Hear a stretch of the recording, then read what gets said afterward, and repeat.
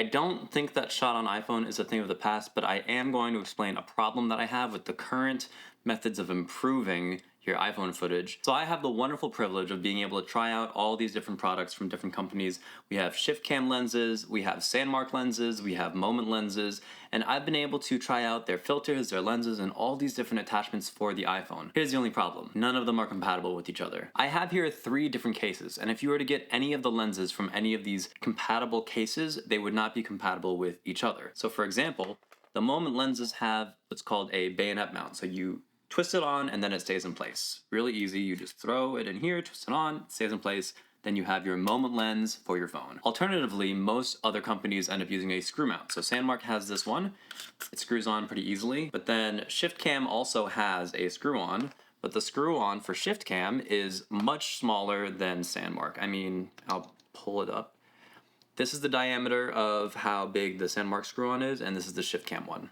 This is much smaller, and that means that they're not at all compatible. So that means if you have 3 different lenses that fit 3 different cases, if you want to shoot all the footage possible, you need to carry 3 different cases around. And I don't know if you can tell, but this is quite a handful. This isn't necessarily something wrong with what the companies are doing. I understand their strategy. If you are Shift Cam, you want people to buy your Shift Cam case along with your Shift Cam lens and your Shift Cam filters in order to make the most profit. Same thing goes with Moment. Even though I've modded my Moment lenses so that they're as compatible as possible, there's still the limiting factor that I can't use these lenses on either of these 2 cases, which would be much more convenient. I have to use this cage that I bought, which is much thicker, it's much more secure. Carrying around the Sandmark case is much nicer because it's very small, and I don't have to do a lot of work to screw things on and off.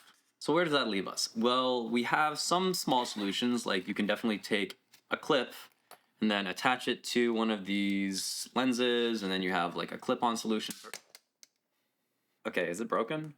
So with this solution, you have kind of a clip-on setup, but the problem, I mean, among other problems, is that this is an anamorphic lens. So making the perfect anamorphic angle along with having the D-squeeze in your phone with a clip-on lens is extremely difficult. The only time I suggest using anything clip-on related for the iPhone is actually a clip-on ND filter so that you can film outside and get nicer dynamic range. That's pretty much the only time I suggest using clip-ons for your phone. This one, I might have a link for it. I don't know if it's still up. Basically, you can clip on to any of your front lenses, but there's going to be a little reflection. Same thing with the selfie. You can have it clip over your selfie camera. It's not perfect, but it does get the job done when you need it to. So where does that leave us with all these different types of lenses? We have macro lenses, we have microscope lenses, we have wide angle lenses, we have telephoto lenses, we have all these different lenses, and none of them are really compatible with each other. Now, with all the restrictions in place between making these systems compatible, do I think that that means that shot on iPhone is dead?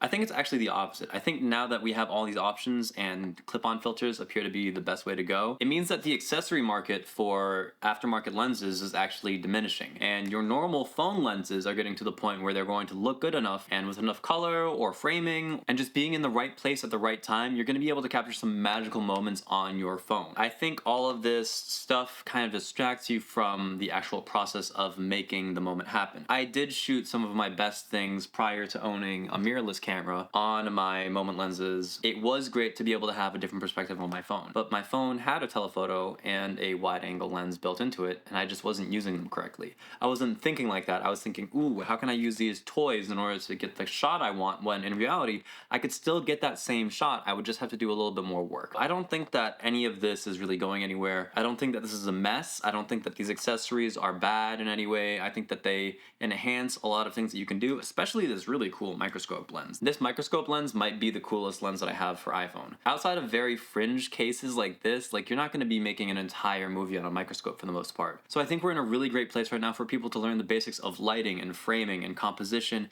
and just generally how to make your color look good, because that's going to be what differentiates your phone footage. There's this rumor that goes around that the famous DP, Roger Deakins, says, "I don't care, I'll shoot it on an iPhone," when someone asks him what kind of camera he's going to use on a movie. If you can't make something look good on an iPhone, then having a much more expensive camera isn't going to make it look better. Your skills as a filmmaker are going to be the most important things regardless of the camera that you use. So whether you're shooting on iPhone, shooting on mirrorless, or shooting on a cinema camera, just make sure that you invest in your skills and go out there and have fun. Thank you so much for watching. I'm going to clean up this incredible mess. Let me know if I missed anything in the comments, and tell me if you want to see any comparisons of the anamorphic lenses or the telephoto lenses, because these are the only ones that I have duplicates of.